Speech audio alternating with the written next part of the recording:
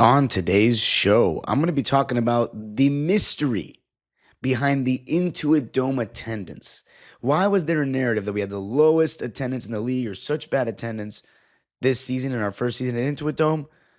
I'm going to be peeling back the layers on that conversation on today's Locked On Clippers.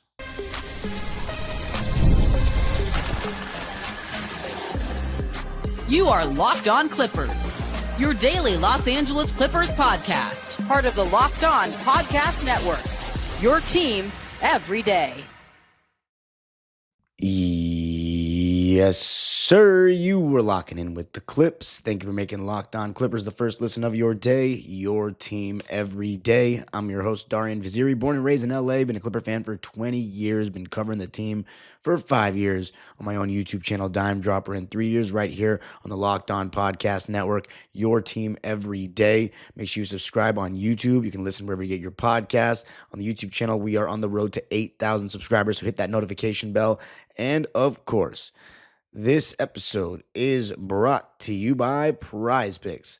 Prize Picks is the best daily fantasy sports app on the market. Use code LOCKEDONNBA to get $50 instantly after you play your first $5 lineup. All right, so in this episode, I've been waiting on this episode for a while, but honestly, with the way we were playing and during the season, I was like, you know what? We'll just do this in the offseason. The mystery about the Intuit Dome attendance. Now, there's been a lot of conversation throughout the season about, Clippers opened up a new arena and the attendance is horrible. And you know what? There were some nights that were a little depressing. I talked about it on this show. So we're going to be peeling back the layers in that conversation. I'm going to start off by talking about the numbers and breaking it down. And then we're going to talk about the local scene and then what the reality of this franchise is. So I know this episode is going to be a little bit more tailored to the local crowd, but you know what? Y'all deserve it. And because it matters, and it's the offseason, so let's talk about it. The numbers. When you look at ESPN attendance data, which is what everybody seems to go to, and to be honest, when I tell you guys, this was a sellout, I just go off ESPN attendance because I'm already on the box score.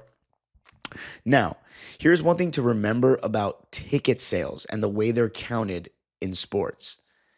At least in the NBA, I know, but I'm pretty sure it's the same in all sports. It's just about the ticket getting sold. Yeah, it's the same as the Dodgers, and yeah, it is the same. It's about the ticket getting sold. The person that buys the ticket doesn't have to actually be there for it to count. It just matters if it is sold, because then the team makes the money. So these are so a stadium could say it's a sellout, but not every seat is filled. It's very rare that in any of these games until the playoffs, every arena, that no seat is empty. Not counting like luxury suites and stuff. At least definitely in LA. But anyway, so yeah, at least not in LA. I'm only going to speak for LA. In the regular season, there's always at least one empty seat. In Staples Center, you cannot go to Premier and say that there's not one empty seat in a Laker game. Maybe against the Celtics or something or some crazy game, but usually there's always an empty seat. Now, when you look at the numbers, for a while we were bottom of the league numbers-wise. But when we're not even talking about percentages with the ESPN data, it's just the total attendance.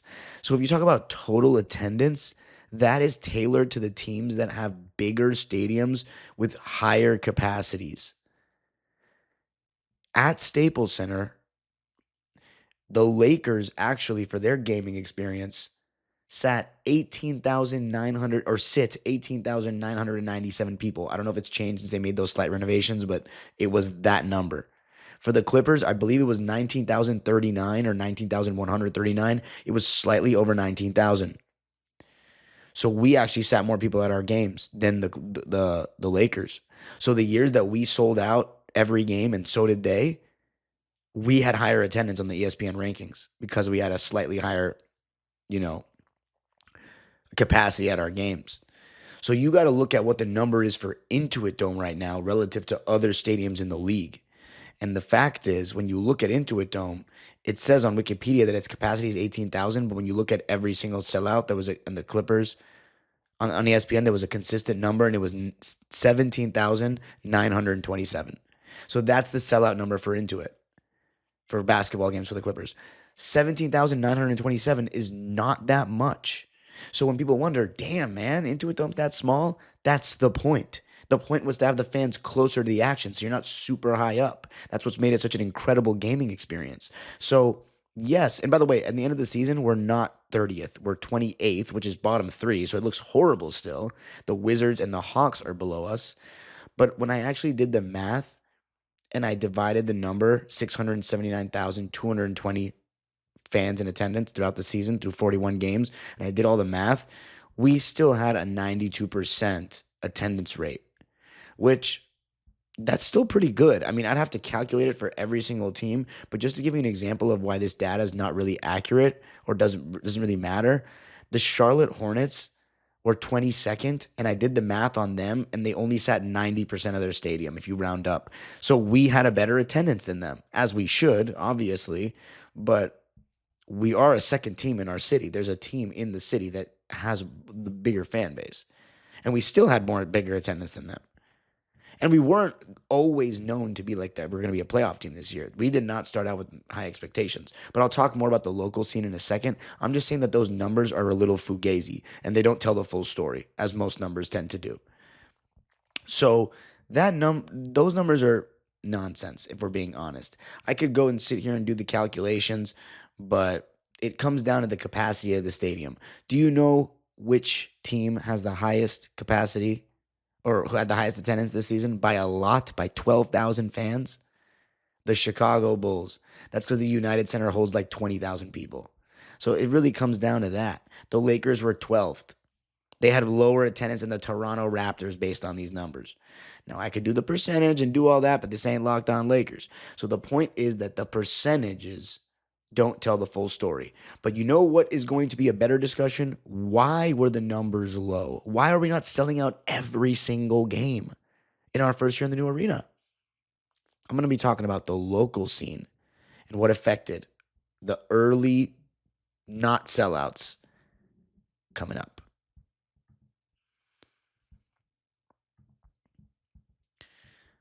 I got to tell you a little something about Prize Picks.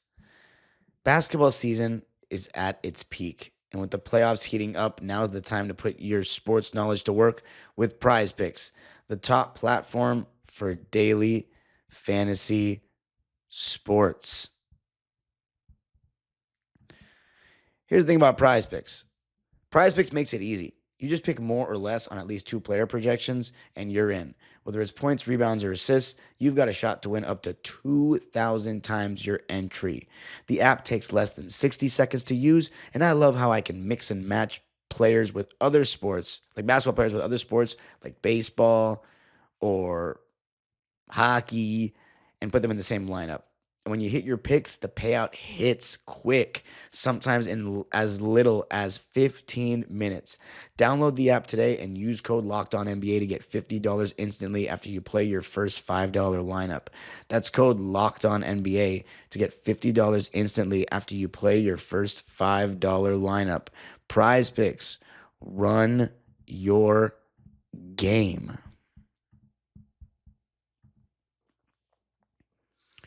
All right.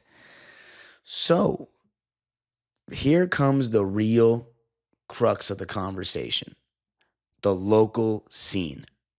Why didn't we have flying attendance right out the gate in a new arena? Well, here's one thing I have to say. When something is new, there is a level of, especially in a city like LA, where there's so much to do and there's so much going on and there's so much traffic all the time during the week, especially. You need to, as a city, adapt and figure out how this new place is going to impact things, but also the people figuring out how they're going to get to this place. Oh, for the people, the casuals, oh, the Clippers have a new stadium in Inglewood? Like, what is this place? So there's a whole level of it's new to the city that matters. And it's not like we're the Lakers. We still are the B team, quote unquote. We're the second class citizens. That is the reality, right? But it doesn't matter because as we can see, being the second class citizens don't mean that you don't have more lit playoff games because that's not even arguable. So, of course, we sold out the first game against Phoenix, duh. But if you look at, for example, the next game, the second home game against Portland, we didn't even sell out. So that means a Clippers Blazers game on the day before Halloween on a weeknight didn't sell out when it's our second game in a brand new arena. So what does that say? I think one, the newness matters. The newness matters. Secondly, the convenience. The thing about downtown LA and LA Live, before Staples Center, that place was nothing. But ever since Staples Center and they've added LA Live, that part of downtown is like the place where people end up going when they're like visiting downtown or visiting the city or whatnot. So you could be doing something. Let's say you're like at Lucky Strike. I don't even know if there's still a Lucky Strike there, but there used to be.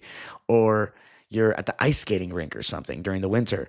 And then all of a sudden you're like, oh, let's see if we can get like a Clipper ticket or a Kings ticket last minute. Usually Lakers, I don't know, you probably have to pay up the ass to get a last minute ticket. But point is, you can kind of make that decision. I'll give an example myself. In '09, there was one time where me and my family friends and my mom and my sister went to Lucky Strike, but it turns out we weren't 18, so we couldn't get in.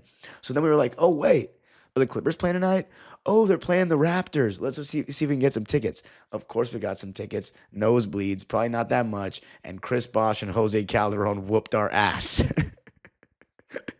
Look how far we've come, by the way. Chris Bosh was destroying us. I remember he like dunked all over our whole team. Anyway, point being that that's something that could happen. If you go to that area outside of SoFi and now that Cosm Hollywood Park Casino, there's nothing else going on there in those blocks of Inglewood. Inglewood's a neighborhood. It's been going through a lot of gentrification and all this stuff with SoFi, with Cosm and Intuit and all that stuff. Besides that cork and batter place down the street, there's nothing there. So people aren't just going to be in Inglewood like that. It's not the same as LA Live in downtown. Like tourists, for example, are not just going to Inglewood unless they're going to SoFi, Cosm probably. And I've not heard of a tourist going to Cosm yet, by the way. And Cosm is that virtual reality place, that virtual viewing experience where it feels like you're at a game. For those that don't live in LA, it feels like you're at a game, but you're just watching it like in like a, virtual reality or whatever it is. And it's like a bar scene, I guess. But I have to go. It's expensive kind of.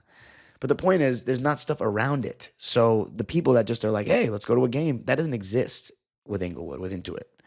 Then there's the slightly different freeways some people have to get to, the different routes. It's a different place. So people have different routes. For me, when I was in the Palisades or in Santa Monica, I was able to come from the west side and go down the 10 to downtown. It was about 10 minutes less, but the drive itself felt a lot easier. Whereas now, got to get on that 405 South. At that time from the west side, it's bad. You know what I'm saying? It's pretty bad. So then sometimes I have to take all these side streets, and then eventually I get onto the 405 South, and it's like maybe 10 to 15 minutes more, but it feels so much worse. So that part of it probably exists for some people as well, where the drive itself wasn't as easy. And then the parking conversation. That was something that really I felt like was affecting things, because the west and east garage, the main two lots that the Clippers provide on either side of the stadium, that not the players' garage, they were charging $50 to $70 all season long. So unless you had a parking pass, if you were parking in those lots, you are getting charged a crazy amount. And that's not going to want to make people come back. So we have to figure out, what are the other places to park? And this is where, and it's not in Staples Center, I had that lot across the street from the pantry, 15 to 20 bucks every time. It was amazing. I love that lot. I'm excited to hit that lot again for Sparks games this summer. But the Intuit Dome scene, I downloaded the app ParkWiz, and it started getting me into the Hollywood Park casino lot, like the Cosm lot, and that would be usually between sometimes as low as 15 up to like $35 to $40. So if anybody wants to go to Intuit Dome next season, download ParkWiz, because it really helped me a lot, save money. And I think a lot of people didn't know this, and we started spreading the word. That PS3, PS2 lot with the Hollywood Park Casino and the Cosm, that is going to help, people next season. And I think people start to figure that out, because the whole thing was the parking is crazy. That was a whole thing in the beginning, and I was one of the people saying it. By the way, if you're a member of the Swell, the area of the wall that's all standing only, if you show up an hour plus before the game, before tip off, really before the game is whatever time the game is listed at, like 7:30 or 7, not actual tip off time. If you're there an hour before, you get free parking in the East Garage. I got it a bunch of times. Of course, I missed out a couple times, but if you're in the Swell, that's one of the perks is that you get free parking. So again, Swell, sign up. I have to listen to my own advice. I haven't signed up yet for next season, but that stuff, there's ways to get around it, right? With the parking. And then there's that people didn't think we were that. Oh, this is another thing. The complication with the app and the facial recognition and all this. It's not always easy for younger people that don't, because it says like everybody has to have a ticket on their phone. I don't have a kid, so like I don't know how that worked for the kids, but that was a little weird. And then the elderly that aren't as good with the phones, like it's a lot of techie stuff. You know what I'm saying? And that might turn some people off, and probably did turn some people off. And I know some people that were not loving it. So it's sick when you're like a 27-year-old like me or 26-year-old like me, and it's you grew up in the generation where you remember not remember, but grew up in the generation where iPhones came out in your childhood. So it's like, yeah, it's a little easy for me. It's sick, but for a 70-year-old Clipper fan that went to the games at the sports arena, I would just rather have a ticket stub. And to be honest, I miss ticket stubs and the classic ticket. I mean, I'm classic like that.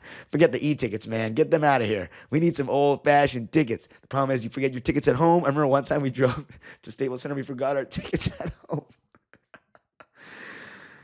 How about both? Like, let's get a physical ticket and the e-ticket. But anyway, so that matters too. But there was one more aspect that I was going to talk about. But yeah, the convenience of it all, the parking amount, I think that was turning some people off. The complications with the app. And of course, like, we weren't expected to do much before the season. So people weren't really that excited about the team. And also, this is what I was going to say.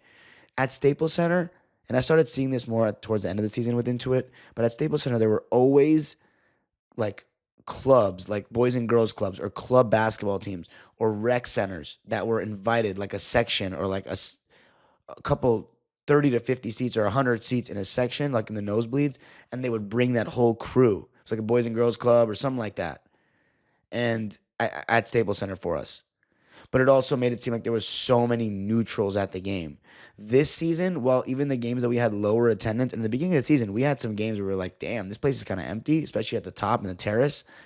But it was all Clipper fans. So that mixed with the noise level was awesome. Like, it made for a great experience. I just kept saying, man, I can't wait till it's full. And it started getting full as the season went on.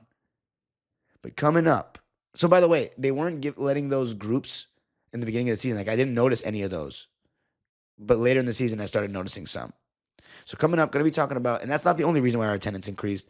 Coming up, going to be talking about why our attendance increased and the real reality of what we are. I got to tell you a little something about GameTime. GameTime is the best place to get great deals last minute on tickets. There's nothing like the NBA playoffs, and attending playoff games is extremely special. I mean, I talked about it and raved on it on this show. You already know. And with GameTime, they make it fast and easy to get seats, even for the biggest playoff games. Prices on the app actually drop closer to tip-off, and with killer last-minute deals, panoramic seat views, and no surprise fees, GameTime is a total game changer. I was on the app looking for opening night tickets in 2023 for the Clippers and actually, no, I think I used it this season. Yeah, opening night against the Suns came in clutch for me. And the NFL schedule release just dropped. And you better believe I'm already looking at my Rams fall calendar and picking which games to hit. And GameTime makes scoring NFL tickets just as easy. You'll find great seats for as low as $100 thanks to exclusive discounts. Take the guesswork out of buying tickets with GameTime. Download the GameTime app, create an account, and use code LOCKEDONNBA for $20 off your first purchase. Terms apply. Again, create an account and redeem code LOCKEDONNBA for $20 off. Download the GameTime app today. Last minute tickets, lowest price, guaranteed. paid.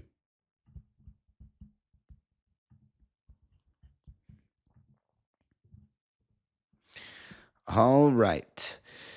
So Clipper attendance definitely increased as the season went on. We definitely had our fair share of duds. I mean, the game we played the Suns, the third game of the season on Halloween, another game, not a sellout. Playing the Oklahoma City Thunder, really solid team right after that, not a sellout. Even our first win against the San Antonio Spurs, less than 16,000 in attendance. Here's maybe the most disappointing one of the season. Even the game that Paul George returned, less than 16,000 in attendance. The first sellout after opening night was against the Toronto Raptors on a Saturday night. So people started getting into it, no pun intended. We had a winning streak. I mean, winning changes a lot. Because you think about it, why would a game against the Toronto Raptors have a sellout and a week before against OKC, it's not?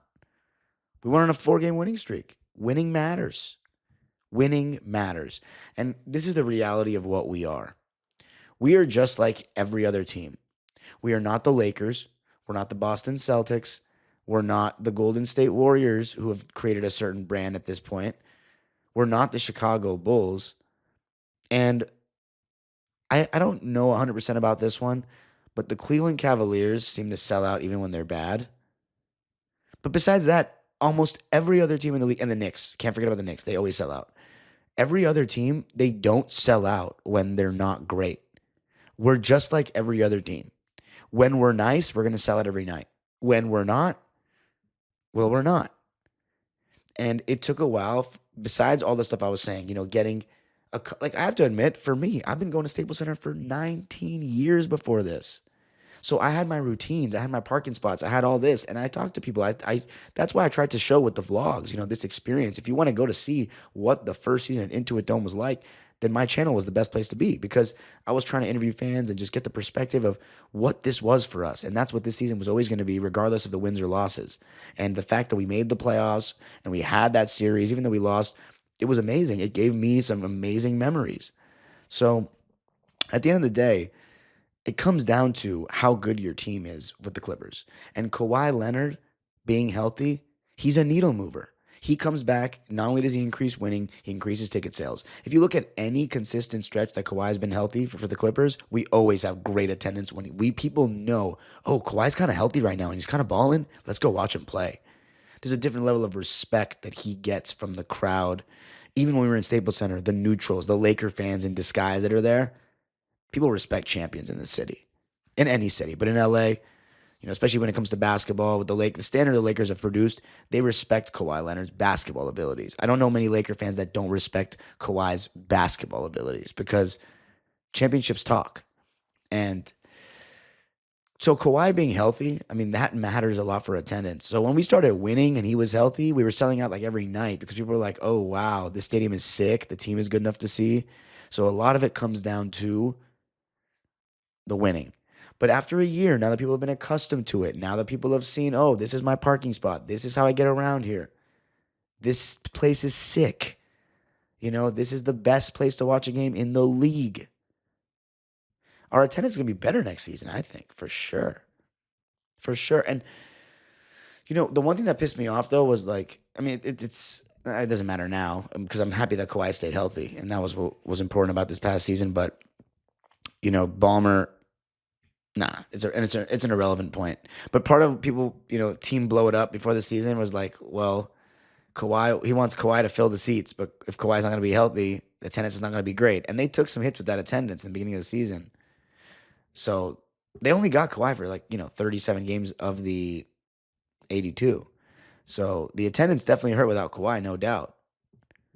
But I think it would only be better next year.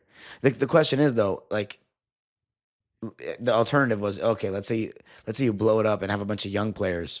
Are you going to sell out? Probably not. You'll get a fan base that's still enthusiastic, though, because the Clipper fans will do that. But yeah, for business, you got to keep Kawhi Leonard for sure. And because there's no logical way for us to rebuild anyway if we were to go that different direction. And some people think we're still a couple of pieces away from winning a championship. I think we're a couple of pieces away from being a more serious contender. But winning a championship, no, I don't see it. Not with this roster. That's just my opinion, though. I haven't been wrong yet, by the way. When people say like this and that, dude, I've been a host of this show for 3 years. I've told you we're not going to win the championship any of those years, and we haven't won. We've literally not even gotten out of the first round. So like, no, it's not even pessimistic. It's being realistic. Now we don't know what's going to happen next season, but there's a lot of factors that make it hard to win a ring. But I think we could still be nice, though. You know what I'm saying? It's hard to win a ring. It's hard. We can still be nice, though. But I'm not just going to lie, like, you know, to my Clipper fans, like, hey, but here's the thing, Clipper Nation, right? The one day that I say, oh my God, we can win a championship, you're going to know how much that means because you're going to know that I don't just throw that shit around. Sorry for the language. That's it for me, though. I hope you enjoyed this episode, especially for the local Clipper fans. I mean, I don't expect to get any complaints from the non because we have the rest of the season to talk about whatever the hell you want to talk about. You know what I want to try? I want to try this one time and see how it works out. Fan debate about these people that have anti-Ty Lue. Because everybody's been on this comment section. I see it. Anti-Ty Lue. Let's have a little bit of like me hearing you out. I want to see if I can try that. I'm going to run that by my bosses and see if that works. Make segments out of that. But anyway, you can follow me on Twitter and Instagram at Dime Dropper Pod. Subscribe to my own YouTube channel, Dime Dropper, for even more LA Clipper, LA sports, and NBA content. And of course, Locked On Clippers is free and available wherever you get your podcasts, including YouTube. Let me know what you thought of the episode. The age-old proverb continues, go Clippers, best arena in the league.